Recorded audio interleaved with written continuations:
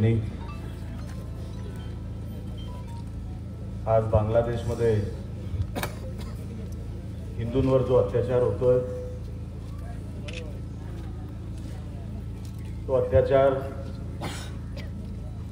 मागच्या अनेक दिवसांपासून, मागच्या अनेक महिन्यांपासून, जवळपास वर्षभरापासून सुरू आहे।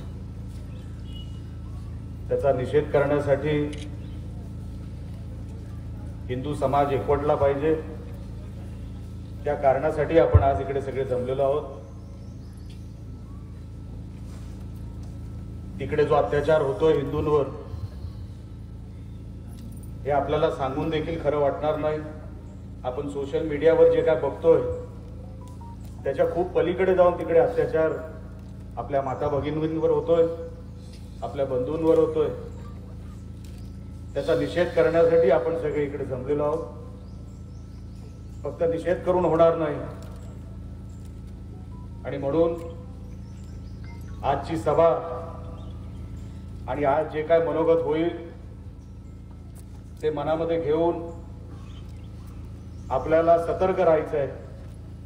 कारण का बांगलादेशमध्ये घडलं ते आपल्या देशामध्ये कधीच घडणार नाही असं समजू नका। हीच समज ब्रिटिशरांची होती। आज ब्रिटनमध्ये मोठ्या प्रमाणामध्ये ब्रिटिशरांना घरातून बाहेर काढून मारलं जात आहे, त्यांच्या माता भगिनींच्या आबरू लुटल्या जात आहेत। बांगलादेशचा प्रकार याचा जेवढा निषेध करावा तेवढा आहेच, पण ही एक वृत्ती आहे एवढं लक्षात ठेवा। ही वृत्ती आपल्याला कुठेतरी संपवायची। आपण जर हिंदू म्हणून नाही एकवटलो तर येणारं संकट हे आपल्याला लक्षात देखील येणार नाही। आज एवढा मोठा मोर्चा आपण काढला, मी प्रथमच सगळ्या आपल्या हिंदू संघटनांचा मनापासून आभार व्यक्त करतो। त्यांनी हिंदू समाजाला जागवण्यासाठी आजचं जे नियोजन केलं ते अतिशय उत्तम नियोजन आमच्या हिंदू संघटनांनी केलं। मी त्यांचा मनापासून आभार व्यक्त करतो। हे सांगत असताना आपण सगळे जे करतोय ते समाजासाठी करतोय, ते आपल्या धर्मासाठी करतोय एवढं विसरू नका। अनेक लोक आपल्या धर्मासाठी मेलेले आहेत, प्राण गमावलेले आहेत। कशासाठी? आज तुम्ही आम्ही जे भारत देश म्हणतो ना, जे हिंदुस्थान म्हणतो, किती लोकांनी त्याच्यासाठी या भगव्या टोप्या घालून, हे भगवे झेंडे घेऊन खांद्यावर आपल्या या धर्मासाठी बलिदान दिलंय, हे अनेक तरुणांना माहित देखील नसेल। आपण गाफील राहू नका। तिकडे बांगलादेशचा निषेध करत असताना आपण इथे गाफील राहू नका। तुम्हाला काय वाटतंय, बांगलादेश मधले कोण इकडे नाहीयेत? बांगलादेश हे तिकडचे मुसलमान आपल्या भारत देशात नाहीयेत? ते इथेच जगतायत, ते इथेच खातायत, त्यांची पोरं इथेच शिकतायत, ते इकडेच नोकऱ्या करतायत। आता तुम्ही मला सांगा, हे असे आपल्याकडे राहून आपल्या देशाच्या विरोधात हे जर जाणार असतील तर अशा देशद्रोही लांड्यांना आपल्या या देशामध्ये राहण्याचा अधिकार आहे का नाही, हे एकदा तुम्ही सांगून टाका। हे कधीपर्यंत आपण सहन करणार आहोत? आपण हिंदू सुसंस्कृत आहोत, पण आपल्याला तर छत्रपती शिवाजी महाराजांनी हे शिकवलंय, जसा शत्रू तसा मी। आणि म्हणून रावणाला मारायला रामाला जन्म घ्यावा लागला, आणि कंसाला मारायला कृष्णाला जन्म घ्यावा लागला। तर जसा माझा शत्रू आहे ना, तसाच आपल्या हिंदू समाजाला राहावं लागेल। आणि जर नाही राहिला तर काही इकडचा शिल्लक राहणार नाही। ते लोक रोज येत आहेत आपल्याकडे, ट्रेन भरून भरून येत आहेत, कुठल्या कुठल्या नेपाळच्या मार्गातून येत आहेत। आपण गाफील आहोत। अहो, एका हिंदूच्या मागे जर दोन मुसलमान उभे असतील तर त्यांच्या हातात शस्त्र आहेत। आपल्याकडे काय दांडे आहेत? आपण कोण आहोत?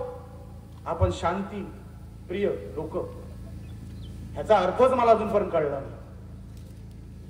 समोर जर कोण अंगावर आला तर त्याला काय अगरबत्ती द्यायची? आता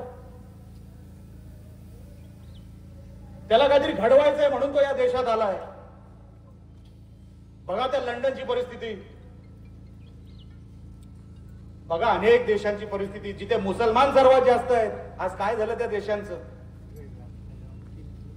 त्यांना त्यांचा कॅलिफेट बसवायचा आहे.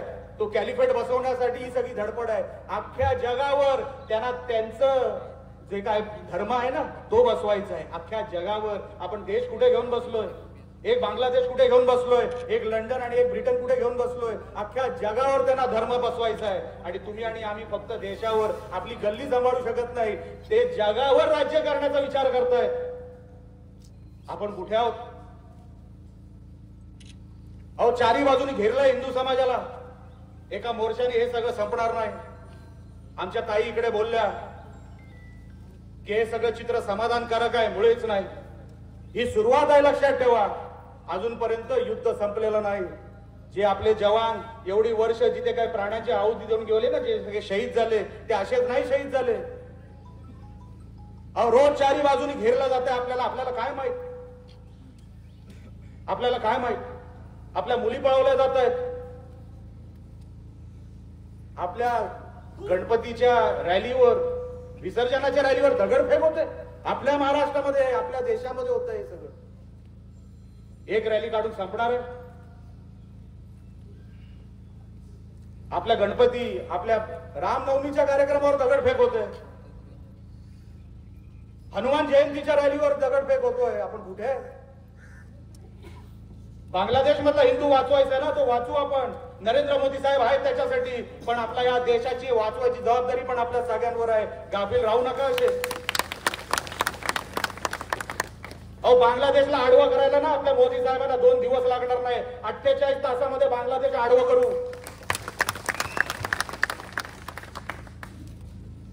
पण आपला हिंदू समाजावर आपल्याकडे एकच देश आहे.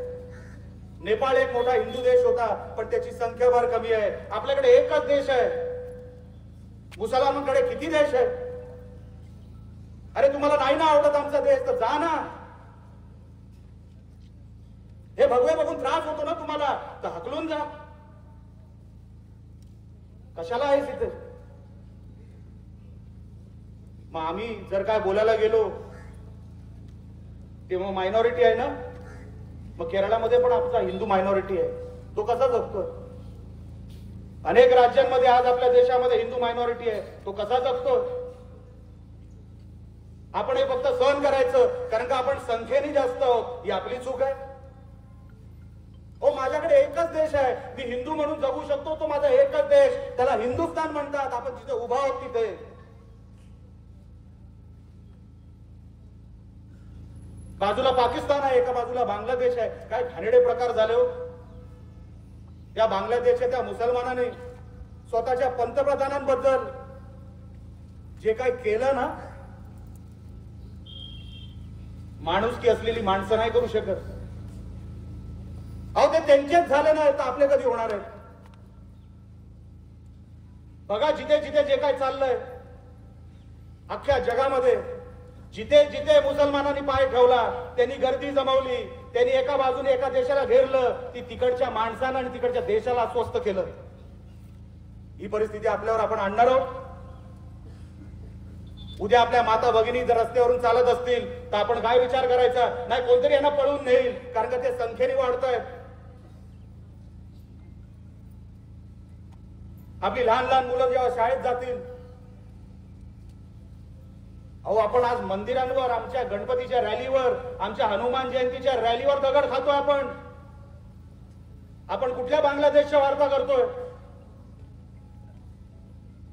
आपल्या हनुमान जयंतीच्या रॅलीवर जर दगडफेक होत असेल आणि आपण फक्त भाषण ऐकून इकडे घरी जाणार असाल तर कशाला पाहिजे हे व्यासपीठ? हे भगवे झेंडे बघा, दिसायला कसे बरे वाटतात, पण ते फक्त हातामध्ये नसायला पाहिजे. ते रक्तात भगवे असले पाहिजे, तर त्या भगव्याचा फायदा आहे. असेल आमचे विचार तिखट. स्वर्गीय बाळासाहेब ठाकरेंना ऐकत ऐकत मोठे झालेलो आहोत. जर आज नाही आपण करू शकलो तर आपल्या पिढीला पुढे आपण काय उत्तर देणार आहोत? काय सांगणार आहोत आपण?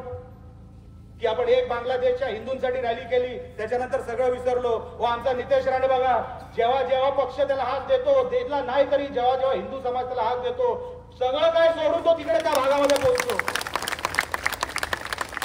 तो दिवस बघत नाही, रात्र बघत नाही. गायींची गोहत्या होते. आमच्या रत्नागिरीमध्ये गोहत्या झाली. अहो बिचाऱ्या वासराचं मुंडकं खाली पडलं आणि आमच्या पोलिसांनी आम्हाला रिपोर्ट दिला की कुत्र्याने खाल्लं.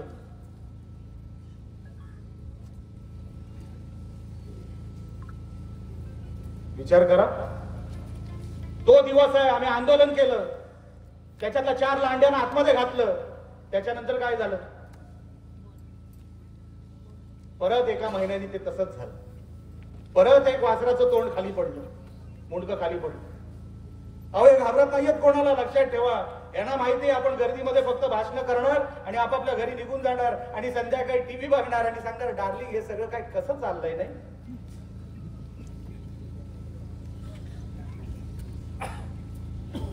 हे कसं चाललं, हे असं नाही चालू शकत. बघा तिकडचे सगळी लोक, बघा आपण काय करतोय. हे गोहत्येच्या नावावर आजही आपल्या जिल्ह्यातून अनेक गायी पळवल्या जात आहेत, अनेक गायी पळवल्या जात आहेत. मला आज या व्यासपीठावरून त्यांना सांगायचं आहे, जर सिंधुदुर्ग जिल्ह्यातून परत कुठल्या एका गायीला जरी हात लावला तर नाही तुमचं सगळं उद्ध्वस्त करून ठेवलं तर नावाचं राहणे राहणार नाही. आणि पोलिसांना पण सांगतो, हे नको ते धंदे नको त्या जिल्ह्यांमध्ये करता कामा नये. इकडे आम्ही आहोत, लक्षात ठेवा. बाकी कुठे काय होतं मला माहित नाही, पण या जिल्ह्यामध्ये परत जर कधी गो हत्येसाठी किंवा कधी कुठल्या गायी पळवल्या गेल्या तर तुम्ही पण तेवढेच जबाबदार आहात, तुम्हालाही उत्तर द्यावं लागेल. हे आता सहन करू नका. बोलण्यासारखं भरपूर काय, पण माझ्या नंतर 2 वक्ते अजून बोलणार आहेत, कदाचित 3 वक्ते असतील. मी आपल्याला हात जोडून विनंती करतो की आज जसे जंगलात उन्हाची पर्वा करू नका. एक दिवस उन्हात राहिलात तर काळा होणार नाही कोण, पण धर्म जर रोज थोडा थोडा थोडा कमी होत गेला तर नाहीसा होतो, लक्षात ठेवा. पुढच्या पिढीला आपण काय सांगणार आहोत? हिंदू धर्म कसा होता, कोण होते ते कारसेवक ज्यांनी बाबरी पाडली, कशासाठी पाडली, कशासाठी दंगली झाल्या मुंबईमध्ये, कसे तिकडे कारसेवक मेले, कसे तिकडे शिवसैनिक मेले, काय सांगणार आहोत आपण आपल्या पुढच्या पिढीला? कुठली उदाहरणं देणार आहोत आपल्या धर्माची? जर धर्माला जिवंत ठेवायचं असेल तर जिवंतपणा तो दाखवावाच लागतो. फक्त मी हिंदू आहे, अरे तू हिंदू असला तर काय होलं, तुझा हिंदूपणा दिसला पाहिजे तर तू हिंदू आहे. असा हिंदू आपल्याला इकडे उभा करायचा आहे. आपण सगळे जंगलात या बांगलादेशच्या या सगळ्या जे काही प्रकार चालू आहेत, हिंदूंच्या वर अत्याचार जे चालू आहेत ते लवकरात लवकर थांबवावे. त्यांना तिथपर्यंत आपल्या देशाच्या माध्यमातून, आपल्या मोदी सरकारच्या माध्यमातून लवकरात लवकर त्यांच्या घशात हात घालून हे सगळं थांबवावंच लागेल. तोपर्यंत आपला हिंदू गप्प बसणार नाही. ह्याच्यासाठी आजची ही सभा आहे. आपण सगळे आलात त्या सगळ्यांबद्दल मी आभार व्यक्त करतो आणि इथेच सांगतो. जय हिंद, जय महाराष्ट्र.